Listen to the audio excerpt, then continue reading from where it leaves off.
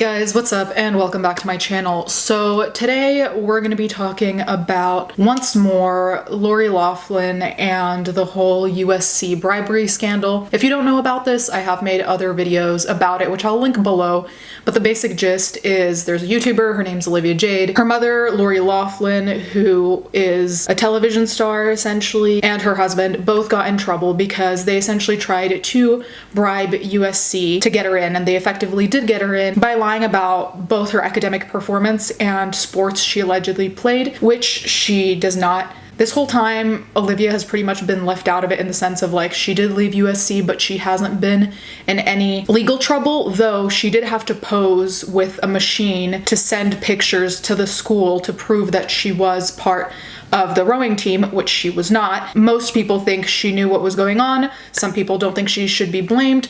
Then again, if you're 18 and you don't see a problem with bribing a school to get in, I still think you should be held at least somewhat accountable. I'm sure your parents can manipulate you, and there are plenty of things that are relevant, but at the same time, at 18, most people know that you shouldn't bribe a school to get in and take the spot of someone who actually deserves it. Every time I film this, people tell me this has been going on for years, this is by no means new, and I agree, it's not new. The thing is that this is a YouTube star, this is a television star, and now we can talk about it because it's openly shared as opposed to like a hush-hush secret. So I think it's important to talk about these things, especially as someone who values education very heavily. It frustrates me when people who actually deserve to get into a school don't because their spot was taken by someone who simply paid for it. That's all I'm gonna say. Anyway, before we get into the video, I did want to thank today's sponsor, which is Function of Beauty. Function of Beauty creates personalized shampoo and conditioner based on your hair type and goals. All you need to do is fill out a 2-minute quiz where you even pick the color and fragrance you want, and you're set. You even get your name literally on the bottle. They're also free of parabens, sulfates, GMOs, or toxins, and are 100% vegan and cruelty-free. They also offer hair care products such as leave-in treatments and hair serums,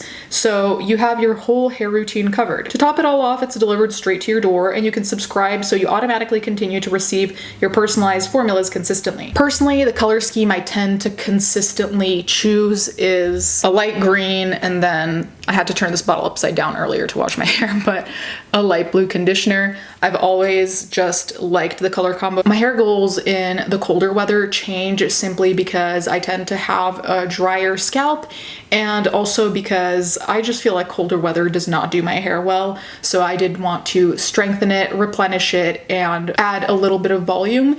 And I've been loving the results. I've been using Function of Beauty for a very long time, before I was ever even sponsored, and I highly recommend it. I even get it for my mom consistently. Follow my link in the description to get 20% off your first order. Thank you again to Function of Beauty for sponsoring this video. Today I did want to talk about this because it is enraging, but at the same time, it's not at the same level as a lot of other things I talk about here. So this, for me, is relatively lighthearted, which is depressing. Lori Loughlin's prison includes yoga, abs class, and Pilates. Lori Loughlin received the opportunity to pick which prison she wanted to serve her sentence for the college admissions scandal, and it's a place that offers coffee breaks, yoga, and Pilates. I'm all for prisons having courses for your own betterment. Like, I actually think that's very important to have courses, whether it's for learning a particular trade or learning skills or more academically centered things. I think that's very important. I think that people should try to make the best of, a negative situation and, maybe invest in learning something so then when and if they re-enter society, they have something new to offer. There is a very big difference, in my opinion, between having classes that teach you a trade or a skill as opposed to classes that make it seem like you're on a retreat. You know what I mean? Like, just the fact that she could pick which prison she was going to is already, the privilege is showing, let's just say that. But the sole concept that she has coffee breaks and Pilates classes, I'm like, what is that different here from a hotel? Like, a prison in this situation is a hotel she just can't leave for a couple months, and I think it's just 2 months as well. So as much as I'm sure there will be difficulties, it's also surreal to me that someone who broke the law is pretty much dictating their own terms of like, oh yeah, I'll go to prison, but it has to be the one close to my house. And also, I'm assuming she's aware that this prison offers these courses that frankly are superfluous compared to courses that are actually important, like learning trades and so on and so forth. In early September, Judge Nathaniel M. Gorton reportedly signed off on Laughlin's prison request, saying it would be designated to a facility closest to her home in California, preferably at the FCI Victorville, if commensurate with the appropriate security level. Laughlin will have to surrender to the facility on November 19th by 2 p.m. according to Us Weekly magazine. Laughlin and her husband were accused of paying $500,000 in bribes so that their daughters, Olivia Jade and Isabella Rose, could be crew recruits for the University of Southern California. They pleaded not guilty for a year before switching their plea. Laughlin was sentenced to 2 months in her role in the scandal. 2 months for that kind of bribery, and then also claiming not guilty when there were so many things that just straight up proved the guilt. And aside from that, there was another celebrity who was involved in a similar scandal, and she actually wrote an apology letter and explained where she stood. Now, I still don't agree with the choice of bribing a school, period.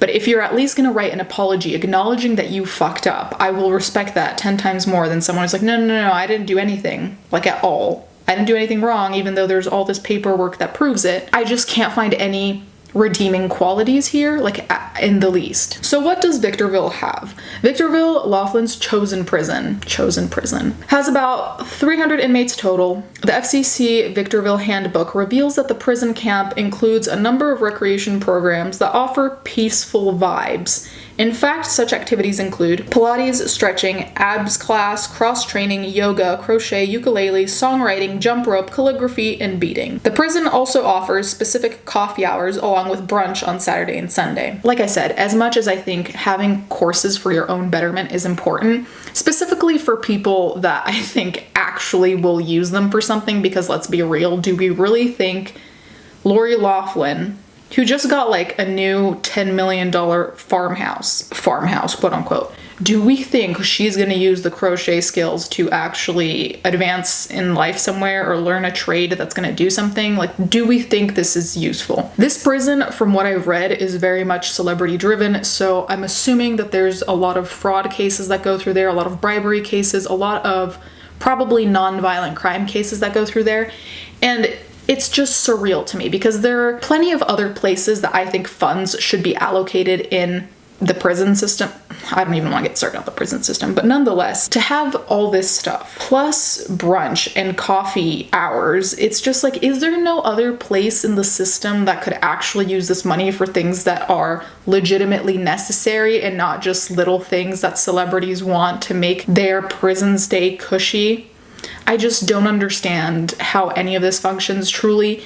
It's alarming to me simply because I wonder how much of the prison sentence here in this specific case is going to be just like chilling for 2 months, just like having not a great time probably, but legitimately a better time than most other people in prison. Is there going to be an understanding that this is a consequence rather than, let's say, a forced vacation? I don't know, but it seems surreal to me that someone would just pick what prison they're gonna go to. They're gonna have their little coffee hours. She doesn't even have to wear uniforms apparently at certain points. She can just wear casual wear. And it's just like, what is this, a prison sentence, or is this just like a fancy way to make it look like she's doing a sentence but breaking a lot of other seemingly basic rules? I don't know. You guys can let me know in the comments down below. You can also let me know what you think about Olivia Jade pretty much being left out of any legal consequence. What do you think about that? Thank you guys so much for watching. Thank you to my patrons as always, and let's get right into the fan art.